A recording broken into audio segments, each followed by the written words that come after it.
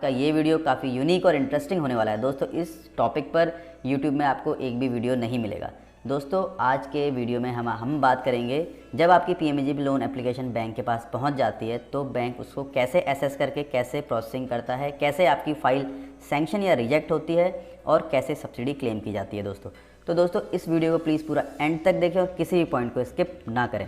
और अगर आप हमारे चैनल पर पहली बार आए हैं तो प्लीज़ चैनल को सब्सक्राइब करना ना भूलें और बेल आइकन को ज़रूर हिट करें, जिससे आपको आने वाली वीडियोस का नोटिफिकेशन सबसे पहले मिल सके। दोस्तों सबसे पहले आपकी एप्लीकेशन, लोन एप्लीकेशन जब आप सबमिट कर देते हैं तो वो स्क्रूटनी के बाद स्पॉन्सरिंग एजेंसीज जैसे आपकी केवीआईसी, डीआईसी या केवीआईबी उसको स्क्रूटनी करके बैंक को भेज देती है। तो बैंक जो भी आपने सेलेक्ट किया होता है दोस्तों, उस बैंक में आपकी एप्लीकेशन, लोन एप्लीकेशन पहुँच जाती है। उसके बाद दोस्तों नेक्स्ट स्टेप में हम देखते हैं कि भाई आपकी एप्लीकेशन जब बैंक में पहुँच जाती है तो बैंक उसको कैसे प्रोसेस करता है। तो दोस्तों इस वीडियो में आपको लाइव दिखाऊंगा कैसे बैंक उसको सैंक्शन या रिजेक्ट करता है। ये दोस्तों बैंक का पोर्टल है पीएमजेपी का, हमने इस पर लॉगिन कर लिया है। आप देखें ये बैंक के पोर्टल पे हम आ गए हैं। ये देखिए दोस्तों, बैंक के जब हम पोर्टल पे आ जाते हैं तो यहाँ देखिए ये नंबर ऑफ़ एप्लीकेशंस आपको सामने दिख रही हैं।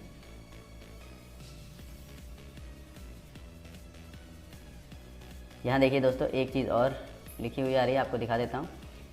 ये सारे कॉन्टैक्ट नंबर्स हैं जहाँ आप कॉन्टैक्ट कर सकते हैं। इसके अलावा एक चीज़ और आप देखें, यहाँ देखिए एक नोट है, after margin money government subsidy claim can not be updated, यानी मार्जिन मनी जब सब्सिडी आपकी क्लेम हो गई तो उसके बाद आप यहाँ पे कोई भी डाटा अपडेट नहीं कर सकते हैं। तो दोस्तों हमको ये नंबर ऑफ़ फाइल्स हैं, ये बैंक का पोर्टल है। हमको एक एप्लीकेशन पिक कर लेते हैं दोस्तों। देखिए लेटेस्ट एप्लीकेशन है, हम इसको पिक कर लेते हैं। जब ये एप्लीकेशन आपके पास आई, सपोज़ ये एप्लीकेशन हम ले रहे हैं दोस्तों, देखिए ये एप्लीकेशन जब आपके पास आई है तो इसमें देखिए यहाँ आ रहा है लिखा हुआ डॉक्यूमेंट्स। एक तो पहले इसकी डेट आ रही है आपकी कब आई।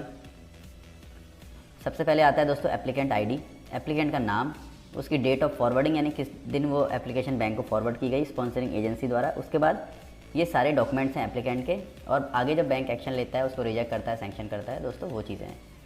तो यहाँ देखिए ऊपर देख रहे हैं आप, देखिए सैंक्शन लेटर आ रहा है क्योंकि एप्लीकेशन सैंक्शन हो चुकी हैं। यहाँ अपलोड ईडीपी सर्टिफिकेट आ रहा है क्योंकि यहाँ ईडीपी सर्टिफिकेट अपलोड करना है। तो हम यहाँ से देखते हैं दोस्तों, सबसे पहले इस एप्लीकेशन को हम पिक कर लेते हैं। यहाँ देखिए 26 जून को ये एप्लीकेशन आई है। अब इसके डॉक्यूमेंट देखते हैं दोस्तों, इसमें क्या क्या डॉक्यूमेंट्स लगे हैं। यहाँ से आप एप्लीकेशन देख सकते हैं। यहाँ से हम व्यू एप्लीकेशन में जाते हैं। पहले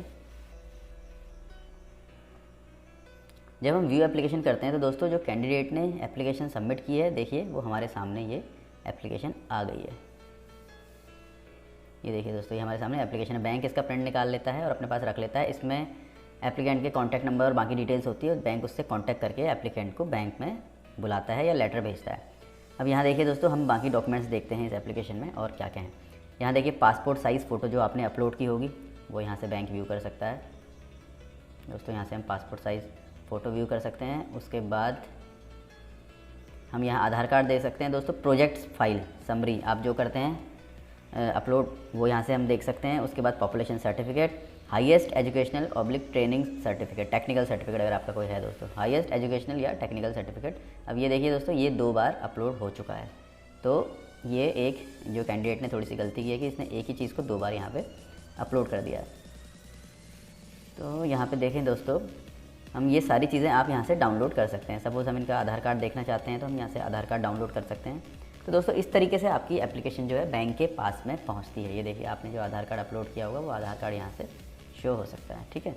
उसके बाद हम प्रोजेक्ट रिपोर्ट देखते हैं। जो बैंक मेन चीज़ देखता है दोस्तों, वो देखता है आपकी केवाईसी डॉक्यूमेंट्स के बाद आपके ये देखिए प्रोजेक्ट फाइल जो समरी आपने अपलोड करी है, ये आपका प्रोजेक्ट क्या है, कितनी कॉस्ट है उसकी, क्या चीज़ है दोस्तों। ये देखिए प्रोजेक्ट है दोस्तों, एक 25 लाख की फ़ाइल है दोस्तों। ये टर्म लोन और इसमें सीसी लिमिट और इसमें बाकी जो ओनर का कंट्रीब्यूशन है प्रोप्राइटर का, वो सारी चीज़ें और बाकी डिटेल्स इसमें।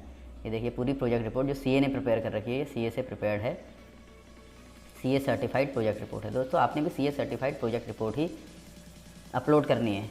फॉर्मली उसको कैजुअली ना करें, इससे आपकी एप्लीकेशन रिजेक्ट हो सकती है। बैंक पे मतलब बैंक जब बैंक के पास आपकी एप्लीकेशन आई और प्रोजेक्ट रिपोर्ट प्रॉपर नहीं है तो एक दोस्तों अच्छा इंप्रेशन नहीं पड़ता और वो रिजेक्शन के चांसेस ज़्यादा होते हैं। अब देखिए सपोज़ दोस्तों ये आपकी एप्लीकेशन बैंक ने देख ली। अब इस पर एक्शन लेने के लिए बैंक क्या करता है, हम देखिए थोड़ा सा आगे बढ़ते हैं। यहाँ देखिए अपडेट का ऑप्शन आता है। तो यहाँ से बैंक अपडेट पे जब क्लिक करेगा बैंक अधिकारी, आपके डॉक्यूमेंट की स्क्रूटनी करने के बाद, यहाँ देखिए दोस्तों एक चीज़ देख लेते हैं हम। नोट है एक, ₹500 will be deducted as application fee, यानी जो भी आपकी सब्सिडी आएगी, सपोज़ आपकी अगर 2 लाख रुपए सब्सिडी आई तो 2 लाख में से 500 रुपये डिडक्ट करके यानी 1,99,500 रुपये आपको क्रेडिट मिलेंगे। 500 रुपये आपकी as a application fee deduct करी जाएगी।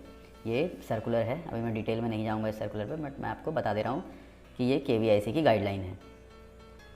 अब यहाँ देखिए दोस्तों, जब आपकी एप्लीकेशन बैंक के पास आती है तो यहाँ पूरी डिटेल्स आ जाती हैं। एप्लीकेंट की ID आती है, उसका जेंडर आता है, उसका कॉन्टैक्ट नंबर, यूनिट की लोकेशन, इंडस्ट्री टाइप, उसके बाद दोस्तों क्वालिफ़िकेशन आता है, उनका नाम आता है, जनरल कैटेगरी क्या है वो आती है, उसके बाद पैन नंबर, एप्लीकेंट का ईमेल ID, प्रोजेक्ट कॉस्ट आती है दोस्तों, कितनी प्रोजेक्ट कॉस्ट है, उसमें कैपिटल एक्सपेंडिचर कितना है, यानी प्लांट एंड मशीनरी के लिए आपको कितना पैसा चाहिए और वर्किंग कैपिटल के लिए आपको कितनी रिक्वायरमेंट है, ओन कंट्रीब्यूशन कितना रहेगा, डिफर करता है दोस्तों category. Thank you for watching the video. अगर आपको वीडियो पसंद आया तो प्लीज़ चैनल को लाइक और सब्सक्राइब करना ना। आप बॉर्डर एरियाज़ में है तो वहाँ ओन कंट्रीब्यूशन कम है, और अगर आप अर्बन एरियाज़ में है वहाँ ज़्यादा भी है, और सब्सिडी में भी इसी चीज़ से फ़र्क पड़ जाता है।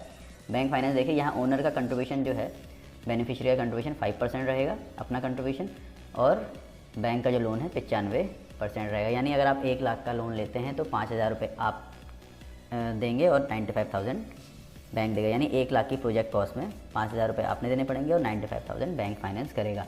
इसके अलावा नीचे देखिए दोस्तों, गवर्नमेंट सब्सिडी 35% है लेडीज़ के केस में। तो अब हम नीचे आते हैं। अब इसके बाद यहाँ पे हम आ जाते हैं दोस्तों, अब मैं आपको दिखाता हूँ। देखिए, सबसे पहला पॉइंट इसमें आता है application document received.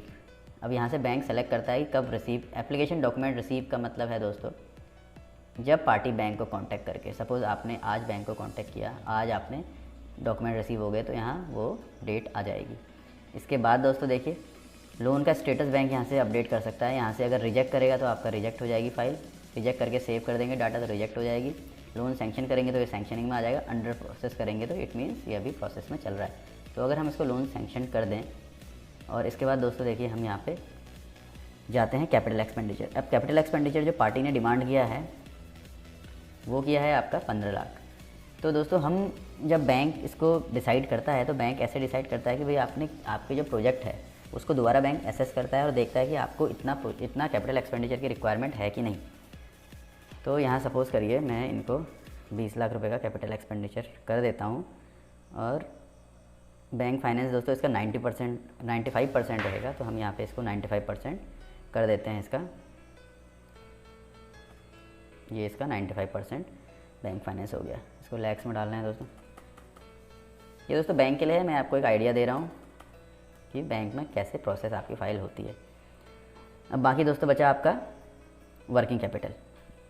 Working capital में देखिए दोस्तों, अब आपका जो बैंक में फाइनेंस होगा 25 लाख के प्रोजेक्ट में अगर 5% मार्जिन है, नहीं 1.25 लाख रुपये उसका मार्जिन है, तो यहाँ पे जो आपका 5 लाख रुपये का वर्किंग कैपिटल है, तो यहाँ पे दोस्तों आपको बैंक देगा 4,75,000 रुपये जो बैंक का फाइनेंस रहेगा। तो दोस्तों देखिए, आपका 25 लाख का प्रोजेक्ट है, यानी 20 लाख का टर्म लोन और 5 लाख की आपकी CC यानी working capital cash credit, 25 lakh total project. अब इसमें दोस्तों 19 लाख आपका टर्म लोन फाइनेंस होगा और 4,75,000 आपकी वर्किंग कैपिटल बैंक फाइनेंस करेगा, यानी 23,75,000 आपको बैंक से एज ए लोन मिलेगा। और बाकी जो 1,25,000 रुपये हैं दोस्तों वो 5% यानी 25 लाख का 5% 1,25,000 वो आपका ओन कंट्रीब्यूशन। अब यहाँ से सैंक्शन डेट बैंक ने डालनी है तो दोस्तों सपोज़ ये सैंक्शन डेट हो गई। अब यहाँ देखिए दोस्तों, अगला क्वेश्चन आता है whether covered under CGT MSE, यानी credit guarantee fund trust for micro and small enterprises में वो कवर है कि नहीं। 1% से 2% की दोस्तों CGT MSE की फ़ीस पे करनी पड़ती है अगर आप बैंक को कोई कोलेट्रल पे नहीं करते उस केस में। अगर आपके पास कोलेट्रल है तो आप प्रेफर करेंगे कोलेट्रल पे करें। तो यहाँ पे देखिए दोस्तों ऑप्शन आता है येस और नो, तो यहाँ पे हम नो कर देते हैं क्योंकि कोलेट्रल ऑफर किया है पार्टी ने। इसके बाद देखिए दोस्तों, रेट ऑफ इंटरेस्ट हम डाल देते हैं। जो बैंक का एप्लीकेबल रेट ऑफ इंटरेस्ट होता है बैंक उसको यहाँ पे फिल कर देता है। लोन रिपेमेंट पीरियड दोस्तों, कितने पीरियड में लोन रिपे होगा उसको बैंक यहाँ पे फिल करता है। अगर कोई मोरेटोरियम है तो यहाँ पे नीचे मोरेटोरियम भी दोस्तों आएगा।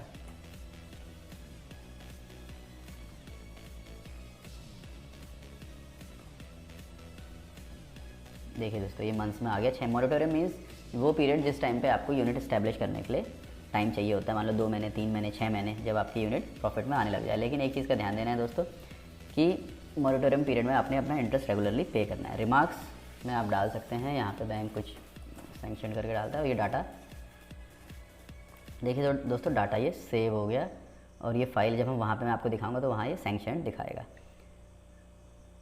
अब यहाँ हम नीचे आ जाते हैं दोस्तों। अब यहाँ पे जब बैंक ने लोन आपका सेंक्शन कर दिया तो उसकी बाद की जो स्टेज है उसमें क्या है दोस्तों, अपना कंट्रीब्यूशन पार्टी ने कब डाला। तो यहाँ पे बैंक उस डेट को डालता है जिस दिन आपने अपने अकाउंट में वो पैसा डिपॉजिट करवा दिया। सपोज़ मैंने ये डेट डाल दी और कंट्रीब्यूशन होगा दोस्तों 1,25,000 5%। यहाँ देखिए दोस्तों ट्रेनिंग सेंटर EDP अगर आपने ले रखी है तो उसकी डिटेल यहाँ मांग रहा है तो आपने वो डालनी होती है। अगर नहीं ली है तो ज़रूरत नहीं है। तो यहाँ पे हम EDP ट्रेनिंग को सेलेक्ट करके डाल सकते हैं दोस्तों। ये देखिए डाटा जब हम सेव कर देते हैं तो अब इसके नीचे देखिए दोस्तों यहाँ पे आता है last date of loan release, यानी किस दिन आपका लोन रिलीज़ हुआ है, यानी आपका लोन किस दिन डिसबर्स हुआ है। वो डेट यहाँ पे बैंक फीड करता है, वो डेट यहाँ डाल देता है। सपोज़ अमाउंट डालता है कि आपको कितना प्लांट मशीनरी के लिए 10 लाख रुपये डिसबर्स हो गए और लोन अकाउंट बेनिफिशियरी का सपोज़ इसमें हम कुछ भी डाल देते हैं दोस्तों। डमी अकाउंट आपको बता देता हूँ कि ये लोन अकाउंट बेनिफिशियरी का डाल दिया है और इसको डाटा को हमने सेव कर दिया। अब देखिए इसके आगे का प्रोसेस है दोस्तों सब्सिडी का। बैंक यहाँ से सब्सिडी क्लेम करता है। जब आपका लोन रिलीज़ कर देता है तो सब्सिडी क्लेम करता है। यहाँ पे अपना अकाउंट डालता है, यहाँ मार्जिन मनी डालता है कितनी सब्सिडी है और यहाँ से सबमिट ऑनलाइन सब्सिडी क्लेम पे क्लिक करते हैं।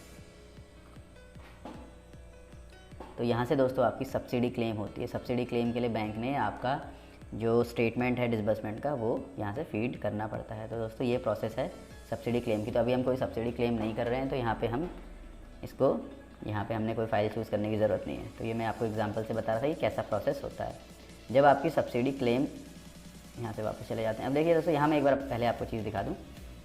ये देखिए ये मैंने लोन जो था 21 नंबर वाला इसको मैंने सेंक्शन किया तो यहाँ सेंक्शन लेटर आ गया है। यहाँ से सेंक्शन लेटर आप डाउनलोड करके जब आप ऑनलाइन EDP ट्रेनिंग करेंगे तो वहाँ पे मांगेगा। किसी ने मेरे से एक क्वेश्चन पूछा था वीडियो के कमेंट सेक्शन में, तो मैं उनको बता दूँ कि ये सेंक्शन लेटर बैंक आपको यहाँ से इशू करके देता है। तो देखिए सेंक्शन लेटर आ गया, इसमें टर्म्स एंड कंडीशन सारी चीज़ें आ गई। आपका नाम आएगा, आपको कितना टर्म लोन कितना वर्किंग कैपिटल सेंक्शन हुआ है, आपकी उसमें सब्सिडी कितनी है, अपना कंट्रीब्यूशन कितना है, कितना रेट ऑफ इंटरेस्ट है और कितने मंथ्स का लोन है। ये सारी चीज़ें दोस्तों आपको यहाँ पे दिख जाएंगी।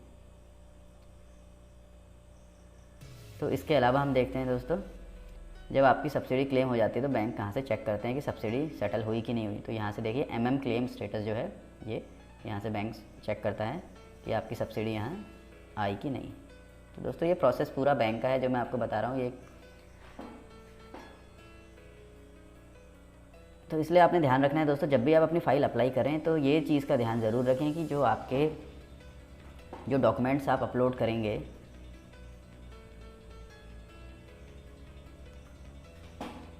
दोस्तों, जो आप डॉक्यूमेंट्स अपलोड करेंगे उनको बहुत ध्यान से अपलोड करेंगे और कहीं भी मिस्टेक ना हो, आपने इन चीज़ों का ध्यान रखना है। तो आप ये चीज़ ध्यान रखें कि PMEGP के लिए जब अप्लाई करें तो with proper project report CA certified project report बनाएं और अपने डॉक्यूमेंट्स को प्रॉपरली एक बार खुद चेक करें और उसके बाद उसको अप्लाई करें। और दोस्तों इसमें आपके सैंक्शनिंग के चांसेस बढ़ जाते हैं अगर आपका प्रोजेक्ट वायबल होता है और आप काम करना चाहते हैं। तो ऐसा ना हो कि सिर्फ आप सब्सिडी क्लेम करने के लिए ही अपनी फ़ाइल अप्लाई कर रहे हो। तो दोस्तों ये वीडियो आपको कैसा लगा प्लीज़ कमेंट सेक्शन में कमेंट करके ज़रूर बताएं। और अगर आपकी PMEGP से रिलेटेड दोस्तों कोई भी क्वेरीज हो तो कमेंट सेक्शन में ज़रूर लिखें। और अगर आप चाहते हैं कि हम किसी और भी स्कीम पे वीडियो बनाएं तो प्लीज़ कमेंट सेक्शन में ज़रूर लिखें, जिससे मैं आपको दोस्तों उन टॉपिक्स पे भी इंफॉर्मेटिव वीडियोस बना के शेयर कर सकूँ।